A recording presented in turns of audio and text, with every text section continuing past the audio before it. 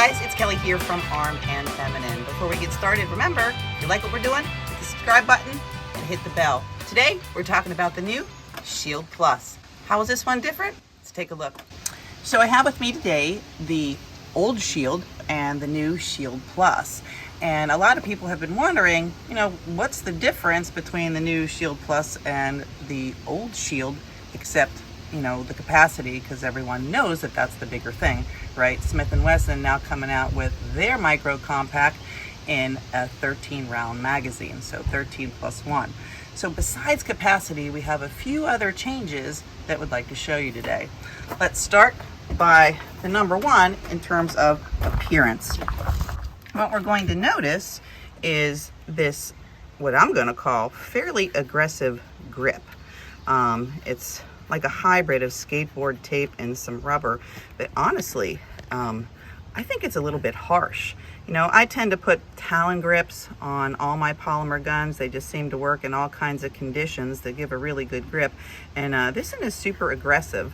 And I can tell you that when I have carried a gun that has had this type of grip, it has put a number of holes in my shirts, and that doesn't make me a happy girl. If you like an aggressive grip, you're totally going to love this. If you don't, maybe you're going to want to have a Talon. So another very noticeable difference is going to be the trigger. First, the appearance of it. So our old Shield, you'll note that it has that signature curved Smith & Wesson trigger. The new one, after some user input, is a new flat trigger with a trigger safety.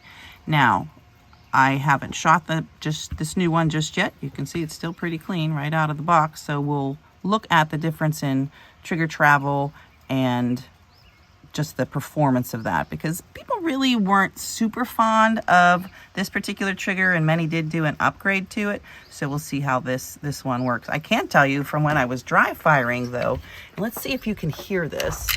Like there's a grinding to it. So when we fire it, we're going to see, can you hear the grinding? Maybe on that reset, there's like a grinding. So measuring the weights of the trigger, we do have about a 1 pound variance to the new ShieldPlus, which is only going to be about a 5 pound pull versus a 6 pound pull of the Shield 2.0. So a little bit lighter. Something people have been asking too about the magazines have been, are they interchangeable? The answer to that is flat out no. If we take the old Shield magazine, it's just going to drop right out. And if we try to take a new Shield magazine into the old one, it isn't even going to get there. Well, because it's a little wider, so from the bigger capacity, which brings us to the size of the gun, right? These are almost identical in size, almost.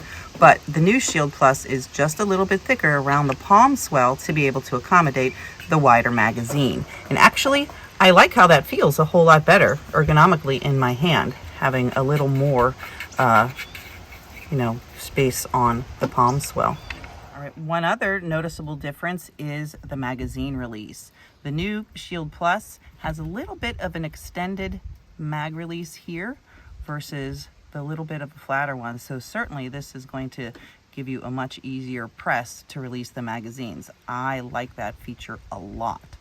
Let's take a look at the sights now. Alrighty, so standard on the Plus is going to be the same sights that you would get on the Shield 2.0. You've got your 3-dot big white sights that are there. Now, you can certainly replace these if you want to use any kind of glow type sights or fiber optic, but I will tell you that only the Performance Center version is going to be optic ready. So don't think that you can go and buy any ShieldPlus and it's going to be optic ready, because it isn't. So some other features that are pretty much the same are the slide release and the safety should you choose to get one. So this is going to be optional. The safeties on these shields, however, I would say, and I don't use them or engage them, are really flat. So if you are someone who uses them, they are not really simple to disengage on the fly. So you really have to practice that. And it's pretty much the same, exactly the same. The other piece is, a lot of times I like to drop my slide just from here. And that is also a flatter button than some other manufacturers. And you need some pretty good thumb strength to be able to I did it once. You think I could do it again? No. So you have to practice that a little bit too. All right, so we're loading up our magazines to get moving here, and whoop.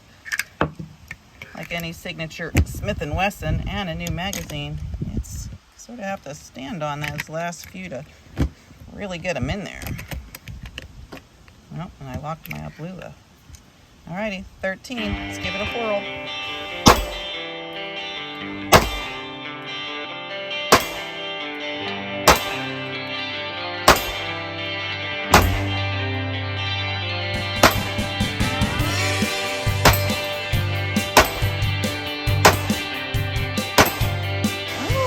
Look, I had a failure to feed.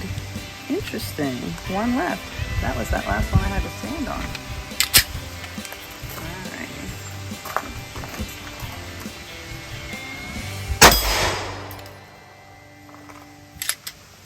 Now, we did not achieve slide lock, but I can tell you that on most Smith & Wessons, that's a me problem because of how I grip this gun.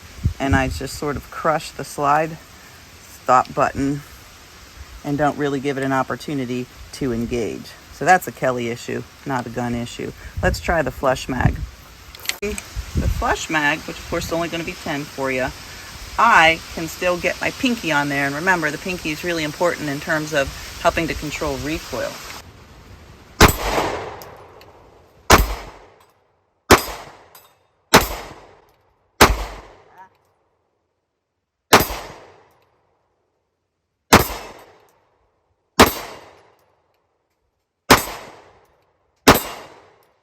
I did get slide stop on that one. What I did find though, and it's probably another me issue, is that even with this flat trigger and this on here, as I was shooting, I felt my finger starting to slide on it some. So that might be something I would need to work on personally. But overall, I would say this is a really comfortable gun. If you like the original Shield, you're going to love this. Ergonomically, it's a beautiful fit. Smith & Wesson, always reliable. For ammunition, it's going to eat everything that you feed it. So with more capacity, better ergonomic grip, what's not to like? So this is going to retail anywhere from your standard fare. Right now it's about $450.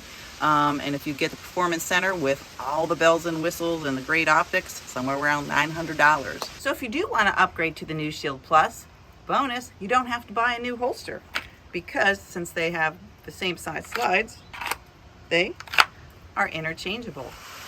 If you already love your Shield, you are really going to love the new ShieldPlus. So if you're thinking about upgrading, think no more. You get extra capacity, 5 more with more upgraded features. It's probably worth the investment. You'll probably still get a really good trade-in on your 2.0. Leave us a comment on what you like about the new ShieldPlus if you have it, or if you're like, I'm not going to upgrade, I'm perfectly satisfied with my 2.0, I want to hear about that too. I'm Kelly from Armed and Feminine. Remember, it's your life, protect it.